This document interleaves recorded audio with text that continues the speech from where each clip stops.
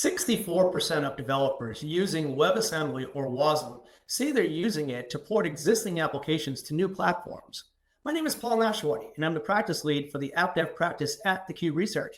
I'm joined today by Matt Butcher from Fermyon. Matt, how you doing? Good. Thanks for having me. Fermyon's been around now. We're coming up on our third year. I'm the CEO there. We are really looking forward to all the cool things that are happening right now in kind of the serverless and edge landscape. So I'm really excited to talk to you today, Paul. Yeah, great to have you. It's always great to talk to you. All of our sessions that we've had in the past and everything, watching your journey has been really exciting. So let's jump right in. There's a lot. You mentioned, serverless, and I know that that's a big trend that's happening. Due to the ability to simplify cloud adoption and the application management and development, also to reduce infrastructure management, serverless often offers that cloud effectiveness, especially as cloud providers are investing heavily in serverless services and the ecosystem around it. Why do you think serverless is trending again now, Matt? Yeah, and I think a good place to start with that is to sort of just quickly say, what is serverless and why? Why has it sort of taken off in the past? And then what are the evolutions we're seeing? So serverless, to me, when I talk about it, I think primarily in terms of a design pattern, right? Where application developers are responsible for writing snippets of code that respond to events. So we could contrast that with the kind of server model we've seen around since the 70s, really, where a server stands up and it listens for a long time and it handles hundreds of thousands, even millions of requests. And when a server goes down, it's sort of a failure mode, right? Serverless was really sort of inverting that pattern and saying, no. A serverless function is only going to execute when it's handling a request. So you're using no resources when the serverless function isn't running. A request comes in or an event gets triggered or something happens, that function starts up, does its work, and shuts down. Now, that's serverless in the sense of there is no software server daemon, the way we would talk about it in sort of old school Unix dialect, right? But it's also serverless in the sense that because these workloads are very reactive, they can be moved around very easily. And consequently, we don't have to sort of take this proactive IaaS approach of managing our infrastructure. The kind of canonical serverless platform for the last decade has been Amazon Lambda, right? Originally, Amazon was trying to figure out a way to deal with the spare capacity they had in their compute clusters. And they figured they could carve off little time slices and be able to build this event-based system where I, as a user of AWS, could upload my serverless function and an event would trigger and my serverless function would run, handle that event, shut back down again. It is one of Amazon's most popular services now. And in fact, I think they say they handle something like 1 trillion requests a week of serverless functions. I mean, just mind-boggling numbers. These are all, user code. Originally, this platform that was built to make use of spare capacity has now evolved at Amazon into this massive platform to just handle all of the inbound serverless. That was really sort of serverless Gen 1. And you saw, Azure jump in there with Azure Functions. You saw Google jump in there with Google Cloud Functions and Google Cloud Run. And you really started to see sort of this proliferation of people also trying to mimic the same model. But we hit a limit. And the limit started to change the way that we viewed what we could do with serverless, right? You cannot run serverless functions as frontline compute. And the reason why is because there's a cold start problem. What that means is when a request comes in, it takes the platform a little while to stand up all of the code that will then handle it, return a response, and shut back down. In fact, it takes about 200 to 500 milliseconds on Lambda, a little tiny bit longer on Azure Functions. And we hear these numbers and we think, yeah, 200 milliseconds, that seems like a very short period of time. But when you're dealing with performance for frontline web services, it's actually kind of a problem. Google did some research several years ago into basically bounce rates and cart abandonment rates and its relation to performance. And what they discovered is that at 100 milliseconds, which is actually the speed of the blink of an eye, your eye blinks at about 100 milliseconds up and down. At one blink of an eye, if you are not showing your end users something happening in their web browser, their abandonment rate begins to go up. People stop their e-commerce motion. They get distracted by their phone. They start drifting toward email. Your bounce rate starts to go up at 100 milliseconds. So if it takes 200 to 500 milliseconds to get from the request being received to your customer's code executing and serving those end users, you're already placing your customer at a disadvantage, right? And so we looked at this problem and went, okay, if serverless is going to outgrow its sort of utility computing background, we have to really focus in on this performance story. We have to tell a performance story that is just so much better than what's out there today. And when we started looking into that, we started realizing that, runtime wise, a lot of this was because these things were built on Gen 1 IaaS technologies, right? Again, going back to that AWS origin story for Lambda, it was built on the idea that they could, kind of squeeze a little bit more out of spare compute. It was not built saying what's the fastest runtime we could have. What we're seeing now in this sort of next gen of serverless is a transition in desire for people to say, no, we really like that developer pattern and we need to be able to run it in a faster kind of runtime so that we can build our frontline services on it. The place where I think that's taking off in a lot of cases is really more in e-commerce, in media, in places where that sort of sensitivity to latency is very, very high. And I think we're starting to see it move a little bit more toward the edge now. And I think we're really starting to see a breakdown from the client server model that's been prevalent since, late 70s, early 80s into this sort of like continuum of compute story where the edge isn't just a cache. The edge is a place where you can do more computing. Yeah, Matt, this is great. You kind of went into a lot of detail there, and I think that's fantastic because it makes sense to me. Makes sense to the audience, I believe, on how this evolved to where we're at today. We're seeing the use of WebAssembly, for example, in our research today. 39% of organizations are using WebAssembly, and that's just growing. You mentioned Edge, and native Edge as a software platform really helps that businesses manage to scale to Edge, the infrastructure and the applications.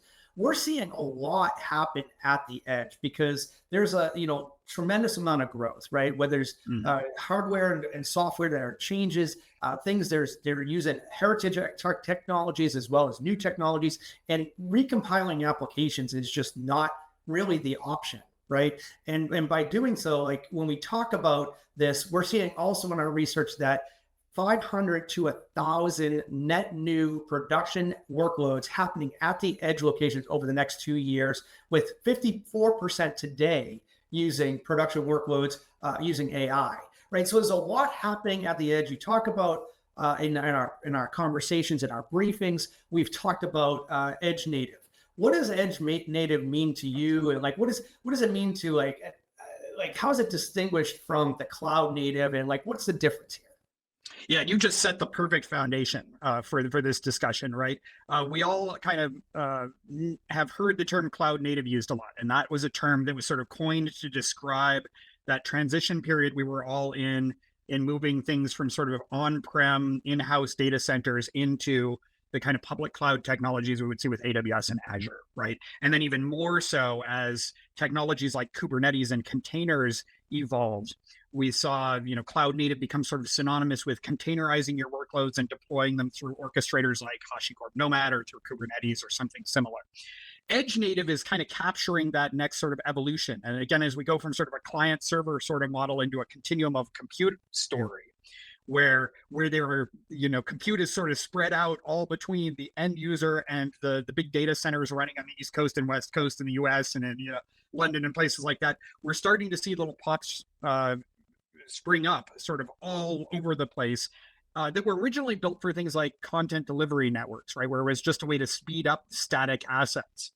But as compute power has grown there, and as developers have gotten a lot more savvy about how to, cut down network transit time and things like that, we've seen this evolution into what I think is best described as edge native computing. And what that means is applications are no longer living in data centers and being accelerated through edge technologies. Applications are no longer being deployed only in Kubernetes, only in US West 2 or whatever. They're being deployed into the edge. And there are no necessarily upstream data centers in some of these cases. So there's both an augmentation story where the edge is performing more functionality than it used to. It's not just a cache, it's a compute engine. And there's the full-on edge native application story where the application itself runs distributed across the edge.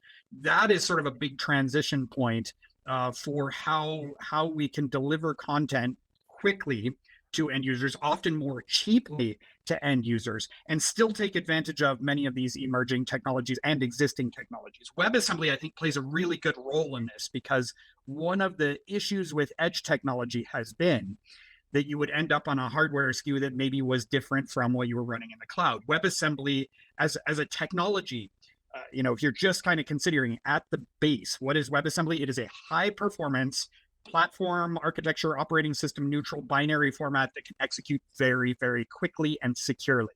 And with just those little, just those particular attributes, it means it's a great fit to run in a data center. It's a great fit to run inside of your car's computer. It's a great fit to run on this sort of edge, distributed edge platform that you see in sort of the classic CDN sense of the word, right? And that's what is exciting to me, is that WebAssembly engine is turning out to be the really excellent substrate for enabling, edge native application development. There's no doubt. I mean, our analyst reports are showing, what our research is really showing, that businesses had a mindset at the edge of set it and forget it, and that was a problem, because there's usually a lot of verticals like retail and finance and healthcare or whatever. They don't have really technologists at these edge locations. And there's a lot of problems, but performance, speed, and efficiency is really incredibly important when it comes to these new applications. So, but I think you also touched on something, Matt, that was really, it's intriguing to me, because I just think of heritage environments eventually just being upgraded.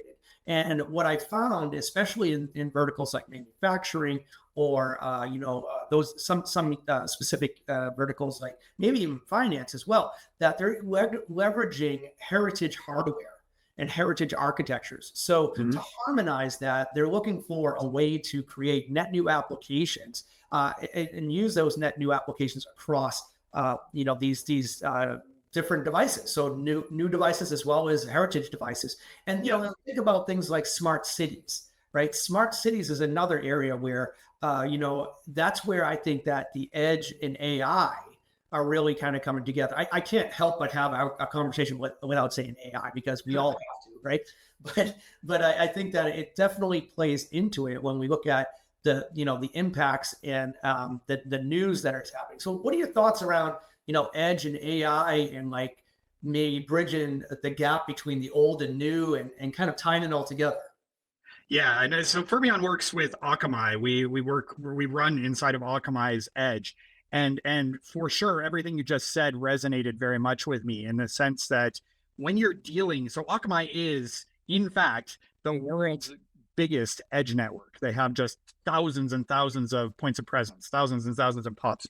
You cannot upgrade all of those POPs to giant hardware profiles to be able to run an entire virtual machine or large containers. So you need a runtime that's really going to be very svelte, and is going to be able to run on this kind of heritage infrastructure, but still kind of meet the performance levels that people are expecting out of the most contemporary platforms. That's a very hard target to hit without a technology like WebAssembly. And then, along comes AI. And AI has been fascinating, because I think we're already seeing a very rapid iteration of the way that we think about it. Originally, a year and a half ago, when we talked about AI and we were talking about the hardware profile of the machines we needed to run AI, everybody was saying more GPUs, bigger data center, more GPUs. Let's just, pile in the highest powered GPUs we can into the data center. That story does not work well in these kind of heritage environments, right? They are not created to be able to handle 100 H100 NVIDIA GPUs all racked in the same location. And that caused people to sort of rethink a couple of assumptions. And it turns out that when you're dealing with AI, particularly with, say, the LLMs, large language models that are in particular vogue right now, right? There are two distinct operations. There's training a model, and there's using a model, running inferences against a model. Model training really does require huge banks of dedicated GPUs. It's just an incredibly resource-intensive process. But once you have the model, and particularly if you've got a well-optimized model, you don't really need that much GPU power. You just need to make sure the GPUs are close enough in proximity to the users you're trying to reach, so that you can, minimize the amount of time spent inferencing and minimize the network latency of that as well. And that's where I think edge on AI is starting to emerge as a real strength, right? In that you can just install a couple of GPUs in some of these nodes that are much closer to the end user, and then be able to push the inferencing operations out of the big data center on the coast and toward the end user, so that you're going to get better performance. You're actually going to get better data sovereignty, localization, all the things that an AI actually benefits very much from being able to know where a user is, because then you can kind of engineer the prompt to say, this is relevant to Matt in Colorado. This may not be useful to somebody in Boston or somebody in the Pacific Ocean on an island or something like that. And so that kind of thing can really, even sort of behind the scenes, augment the quality and the integrity of the data that an LLM will be able to generate, or another kind of AI model. So it's a very exciting time to see that breakdown in tasks between training and inferencing lead to this sort of new topography of how we can build, new topology of how we can build AI-enabled applications and push them closer and closer to the user. I see that as very much obviously an evolution. Like when you look at your AI deployments, you can use CPUs, GPUs, and whatever other technologies you want to go with, TPUs and other for certain vendors and such. That definitely is, kind of a go as you grow or grow as you go kind of a model. I think it kind of ties back to, our earlier discussion. And when we look at serverless and serverless for Wasm, it tells me that, when you look at after you've trained these models, is Wasm and serverless kind of the next kind of approach to this? Are we looking at utilizing serverless technologies for Wasm, and the trends for serverless Wasm, will they continue to rise, or will they change? And I think the kind of neat thing about a binary neutral format like WebAssembly is that when you're dealing with AI inferencing or things that typically are very hardware bound, having that layer of abstraction, that means the developer can write code that's going to work and run anywhere, can be really, really powerful and have a very profound influence on our ability to sort of spread this technology out on toward the edge, which again means getting closer to end users, meeting those end user expectations performance wise, and being able to sort of reap the benefits of better localization and drawing from more immediate data sources. So I do think that there's a lot of potential here over time for WebAssembly and AI to sort of emerge as the power couple of this current wave of computing technology. I think we will continue to see some evolutions. On the AI side, efficiency is becoming a big deal, and we are starting to see AI model providers starting to say, how can we really optimize the inferencing speed on this? How can we optimize for smaller sizes? And there's going to be a sort of a race to see who can get the fastest on that side. That only helps this story, right? And the more we can lower resources, more we can lower the cost of egress fees, the more we can lower the cost of running those heavy duty compute workloads, the more money we save while providing the end user with the best experience. So I'm excited about that. I think WebAssembly 2 is going to continue to evolve. Even a week ago now, the Oracle team started talking about Java on WebAssembly. Java was sort of the last big language that needed WebAssembly support. When you see that, I mean, when I think of the number of heritage applications written in .NET and Java, we got Rust and Go and all these trendy languages, but .NET and Java. If we see WebAssembly meet those environments, those ecosystems, and support those, that's going to be the tipping point for WebAssembly, and you will start to see very massive adoption of that in classic enterprise architectures that have been bound by sort of heritage applications that they don't want to rewrite into a completely different language just to get this kind of benefit. So it's a very exciting time right now. I agree. And this is something that I've been touting for a while. And I was saying, 2024 was the year of Wasm because of the adoption of using .NET and bringing .NET into the fold, and now Java. This is definitely where it's going. Matt, there's a lot here that, I think from a maturity perspective, Organizations are thinking about this. They don't know how to deal with this. But it's just really new to a lot of organizations. What do you think? I mean, we threw a lot out in this conversation about how we can optimize the cloud native approach and edge approach, as well as using WebAssembly and Wasm. What do you think? Where can we steer the audience to learn more about this technology?